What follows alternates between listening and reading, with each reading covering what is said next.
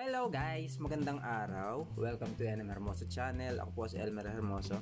Nandito po tayo sa harap ng ating printer ngayon na may problema ang pagpiprint niya. So ipapakita ko po muna sa inyo kung anong problema niya at baka na-experience nyo rin po yung ganito. Ay pwede nyo po itong subukan. At ito po ay napakasimple at napakadaling paraan para ayusin ang pagpiprint ng ating mga printer. Ayan. Lagyan natin papel ha. Blanco po yung papel. O ayan. So, patay po yung ating printer pero nakasaksak.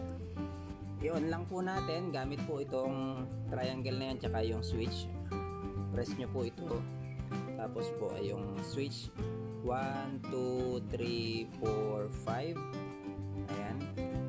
Hintayin lang natin at yan po yung magte-test print. Kung ganito rin po ang problema nyo sa inyo pong mga printer, pwede nyo pong subukan itong aking ginagawa. Pagka po pangit ang print or putol-putol yung pagte-test print nyo, yung lalabas sa test print ay putol-putol, katulad po nito, ang problema po nito ay kulay black. Ayan. Kung mapapansin nyo ay yung black nya ay ayan, putol-putol. Pero yung tatlong kulay okay naman. Dapat ito sa test print may mga nakasulat pa dyan, mga serial number, tsaka yung kung ano-ano pa, kung gaano kadami na yung na-print, nakasulat po yun dyan. So dito hindi na nga nagpiprint kasi hindi nga lumalabas yung black. So, kahit anong kulay pwede pong ganito po yung gawin nyo. Kahit po halimbawa yellow, magenta or blue ang may problema sa inyo pong printer, pwede pong ganito ang gawin nyo. So ganyan po pagka-test print natin. Kaya lang naman ako nag-test print para maipakita sa inyo na may problema yung printer natin. Ganito lang po, pindutin nyo lang po ito ng habang buhay siya, pindutin nyo lang po ito ng mga 5 seconds. 1, 2, 3, 4, 5. Ayan, bitawan mo na. Yan po ay magki-cleaning na po yan. Kahit po wala kayong computer, mapapag-cleaning nyo po yung inyo pong mga printer. Hintayin lang natin yan matapos mga kaibigan.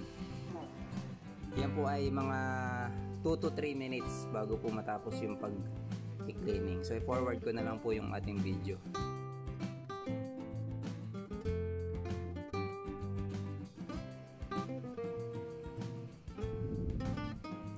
So ayun guys, ito ang palatandaan na tapos na po siya mag-cleaning.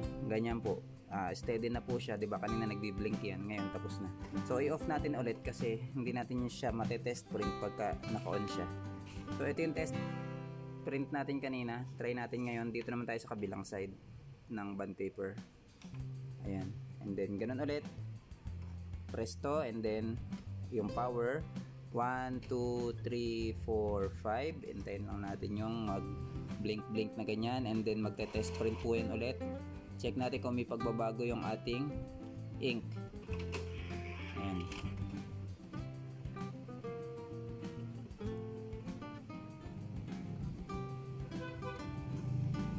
Okay. So sa ngayon mga kaibigan ay wala pa rin tayong pagbabago at medyo nawala pa nga yung iba.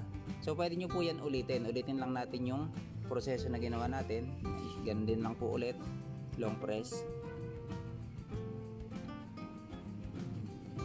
Ayan. At magki-cleaning na po yan. Hintayin lang natin matapos ulit and then test print po tayo ulit.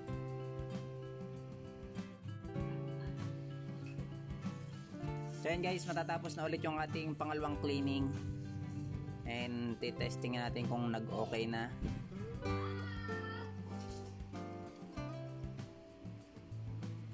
Yan.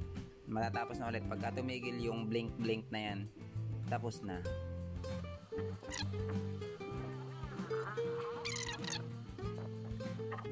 So yan mga kaibigan, steady na siya. Tapos na ulit yung pangalawang cleaning natin. Patayin natin ulit. Tapos atin na siyang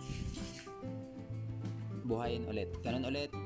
Press hold natin to and then itong power 1, 2, 3, 4, 5. Ayan. So ganun lang ang ginagawa mga kaibigan. Kahit wala po kayong computer ay makakapag-cleaning po kayo ng inyo pong mga printer. So yung printer naman hindi rin naman gagana pag wala rin naman computer. No? Kailangan din ng computer. Pero kung halimbawa lang tinatamad kayo magbukas ng computer.